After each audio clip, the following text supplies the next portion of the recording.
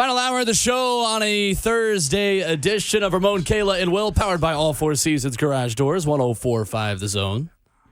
Even though. Not a lot of songs are perfect, but this is one of them. This is a perfect song, I've decided. Ramon Foster, Kayla Anderson, Will Bowling with you as we go to the Mark Spain Real Estate Hotline, check in with our friend Joshua Perry from the Rally on Valley, former Ohio State linebacker. What's going on, Joshua? How are you? I'm doing well. How are you guys? Hi, Joshua. We're good, and I'll go ahead and tell you that typically not as much animosity towards Ohio State in the state of Tennessee as there might be today with reports that the Buckeyes are trying to angle their way out of the Rose Bowl, possibly into the Orange Bowl. You've got a lot of people in orange and white who are maybe canceling trips to South Beach and getting ready for a colder trip to Dallas now because of that. Yeah, I mean it's tough because I'm one of those Ohio State people who I've covered 4 out of the last 5 Rose Bowls. One was a Wisconsin Rose Bowl, but I've done a couple of Ohio State Rose Bowls recently. I think there's just a little bit of fatigue setting in for folks in Columbus, which is wild because going from Columbus to Pasadena sounds like a great idea, but when that becomes your yearly trip, there's a feeling that some people might want to change it up just a little bit. Yeah, okay, so changing it up, and speaking of that, in just terms of the last 2 big games, the game up there, Joshua, what has exactly gone wrong with Ohio State? Because last year it was just a lack of defense. This year, in your opinion, what happened in that game? Yeah, it's interesting because I think they're 2 very different games. And honestly, this year's game as a spectator was a little bit more frustrating than the one from the year before. So you look at the 2021 game, and Ohio State just got, they were getting knocked off the line of scrimmage, and defense just, couldn't fit up runs. It couldn't cover passes. The offense was okay, but they didn't capitalize on big moments. And then you look at this year, and specifically it was 5 plays for Ohio State's defense that really were the straws that broke the camel's back. And I know the game is a little bit more nuanced than that, but when you give up 349 yards and 5 touchdowns on 5 plays, I think it becomes a pretty simple evaluation. And then offensively, they just kind of fell asleep. They had 3 points in the second half of a football game. It was the number 1 scoring offense going into that game. So you expect that you can move the ball and rack up more than just 3 points and a half of football. And so a lot of credit has to go to Michigan, the way that they played, and specifically the adjustments that they've made all year in the second half of games. But this one, it was imperative that they did, which they did. But, there were a few plays, and whether it was, cover 0, man-to-man, where you miss a tackle and it's 88 and out the gate, or you're playing cover 2 and the safety on the backside's biting down on a shallow route and they hit you over the head in the middle of the field. Those are the plays that make the difference for the season. Okay, so Joshua, you were at Ohio State when now Titans head coach Mike Vrabel was there. You know Vrabes very well. He's an Ohio State guy. He appeared on game day. And then an article comes out in The Athletic yesterday that really stirred up some Titans fans down here saying, oh, wouldn't Mike Vrabel be awesome at Ohio State? Can you talk some of these people down from that ledge in terms of it's not happening anytime soon? And how safe is Ryan Day after 2 straight losses to Michigan? Yeah, it stirred up a lot of people in Columbus, too. I bet it That did. very well. Yeah, I mean, what do you say about Ryan Day? He's 45-5, and I know people point to the 5 losses and say, well, you had a loss to Alabama and a couple to Clemson and a couple to Michigan. Those are the best teams that you played. I don't disagree with that, but we see coaches all the time go out there and lose games that they're not supposed to lose either. So Ryan Day's had this team in position to win football games. So that's the Ohio State perspective. For the Tennessee perspective, Mike Vrabel's got a really good thing going on down there in Nashville. I mean, the team is playing great ball. He gets to enjoy a legitimate offseason. He spent so many years in the NFL. It just feels like it's the right place for him. So, would he be intrigued if the opportunity ever came about? I'm sure, but I think he's exactly where he wants to be. He spent a couple of years doing the college thing. I know he enjoyed it for what it was worth, but the moment he got an opportunity to jump to the NFL and really build his coaching chops there, he did, and he's done a phenomenal job since. Yeah. As far as that goes, you got to kind of look at it and say he's sustained there as far as Ryan Days go. Of course, figuring out quarterback situation next year is going to be a big question, I'm sure, in the offseason. What is that actually going to look like? Because y'all have one of the, if not the best wide receiver in the world right now, college world, and Marvin Harrison Jr. Yeah, I'm glad you said that about Marv because I've gotten to watch him up close and from afar as well. And the guy is absolutely ridiculous. Body control is great. The route running is really good. He makes a contested catch. You only have one drop on the season. Crazy. It's kind of ridiculous the way that he's playing.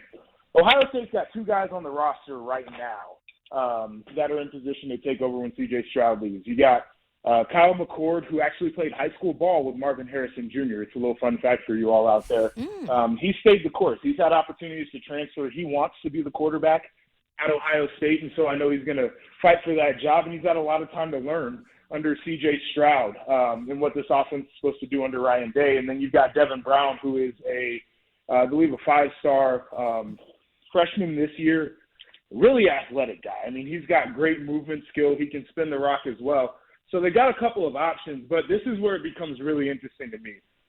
Because if you're Ryan Day and you feel like you can get a name out of the transfer portal, do you do it? Because that's what we've seen a lot of teams do. And Ryan Day has experience with that. Justin Fields comes in out of the portal, and that guy was pretty damn good. So he'll have some decisions to make. And as far as this Michigan game goes, I'm thinking to myself, like, I was on record by saying I think Ohio State is one of the few teams that, compete in the SEC and play well. And then Michigan comes to town after their coach just a couple of years ago was pretty much on the outs, as was it this offseason too. What is the separator and what you guys' season is before Michigan and what it is when you play Michigan? It can't be a situation where it's just Michigan's too much. No, I think Michigan is one of the most patient teams in the United States of America. Good way to put it. You have to say in that game they capitalized on the plays that they needed to make, and that's important. But when you look at how it played out in its totality, like, this is a Michigan team that was averaging under 3 yards per run until you hit a 75-yard home run and an 85-yard home run. And then all of a sudden, the offense that you wanted to have all game comes alive in the fourth quarter. And it's really when you can put the dagger in the back of Ohio State. And that's what they've become. And I was having this conversation. I think it's a really unique one. And I'm going to try to bring it to air at some point on one of the programs that I'm on. But this Michigan team is the anti of what everybody else is, maybe outside of Georgia, because Georgia's got that physicality in that run game. They got the dudes up front who can just own the line of scrimmage on either side. But a lot of teams have built to be what Ohio State is, what Alabama's been with Bryce Young at quarterback, what USC is, what TCU is right now. You even heard James Franklin after they played Michigan. They said that we built our team in a way that we're too light in the trenches because they wanted to compete with Ohio State, because that was the program of record in the Big Ten. So now you get a couple of these teams, one won a national title the year before, that say, we can make the plays in the pass game. Stetson Bennett's been good. We've seen J.J. McCarthy, a five-star, go out there and make some explosive passing plays. But our bread and butter is that we are going to own you up front on the offensive line of scrimmage. We're going to run the football. And then defensively, you got to find a way to handle some big guys. And then they're not on the edge. The big guys in the middle of the defense, the ones that really make the difference and don't get any of the credit. And I think that they have built their team to be the anti of what all of the other teams who are in the title conversation are. And you see it there in Tennessee every day. Give Derrick Henry the ball. Right. Yeah. You got linebackers right now, and we talked about it the last time I was on the show. You got linebackers right now playing at 220. Derrick Henry's a 240-pound running back. Hand him the ball, and you can win football games, and that's what Michigan's decided they want to do. Joshua Perry, former Ohio State linebacker, with us this morning on Ramon, Kayla, and Will. It is interesting, Joshua, because we see this conversation every year here when the Titans say, if teams want to get smaller and faster, we're going to get bigger and stronger. It's interesting, though, kind of watching the return of the running back in the NFL, right, with Derrick Henry and Dalvin Cook and Nick Chubb and Jonathan Taylor and all these guys.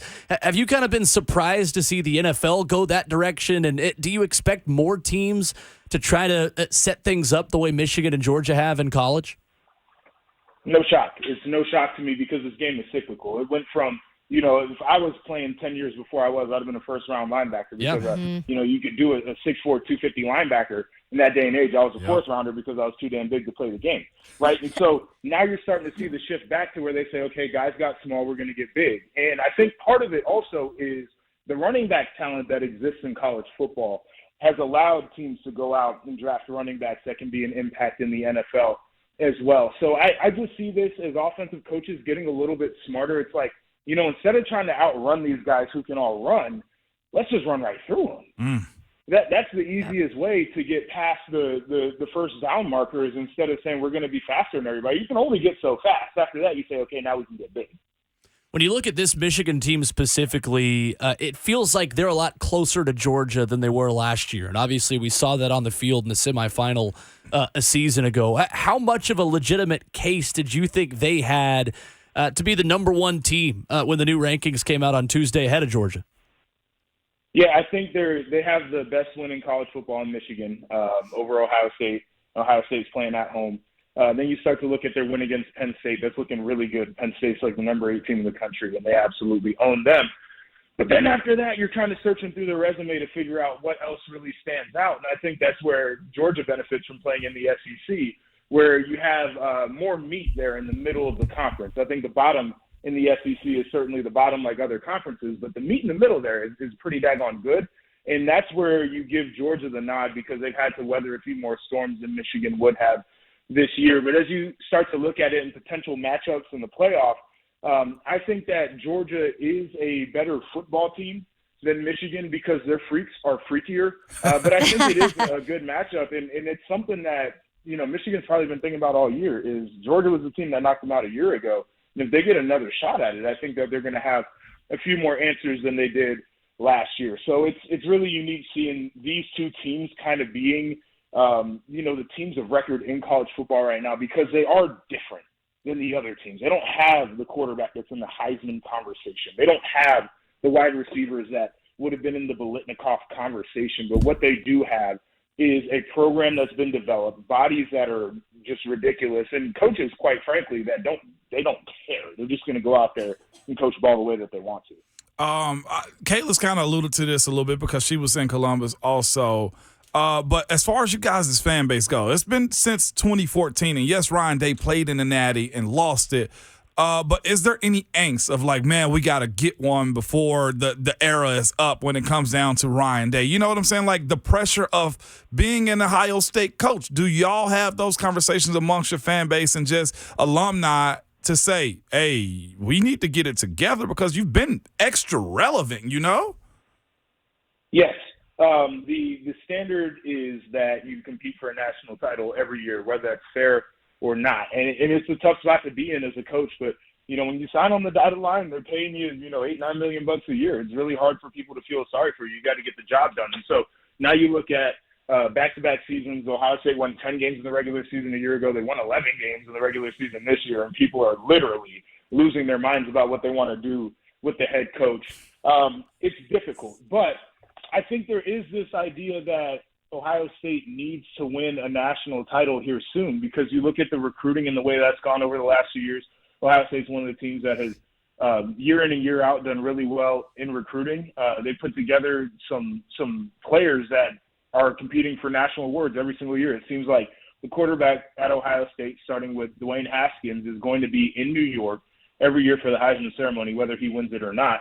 When you have that going on, it's really hard to say that 11 games is acceptable. And that's where it becomes difficult because if you don't have perfection at Ohio State, there's going to be a lot of people that are upset. Was the committee looking too far into Tennessee's loss against South Carolina, comparing it to the actual win over Alabama to put Alabama ahead of Tennessee? Can you see why fans are frustrated and what's your opinion on and how they did that? I 100% see why fans are frustrated. I think Alabama, Ohio State is one of these programs that get the benefit of the doubt because they've been in the big show and they've won it before. The committee doesn't like to look stupid. So they make decisions kind of to save face. But I will say this, is I think part of their evaluation should have been and had to be the fact that Hendon Hooker is not the quarterback at Tennessee anymore. That guy was a total game changer. I respect who he is as a player, but also listening to interviews and seeing how he interacts with people, I respect him as a person. But the fact that he's not going to be the guy taking snaps at Tennessee should be a point of evaluation. Here's where I'm at with this whole college football playoff thing.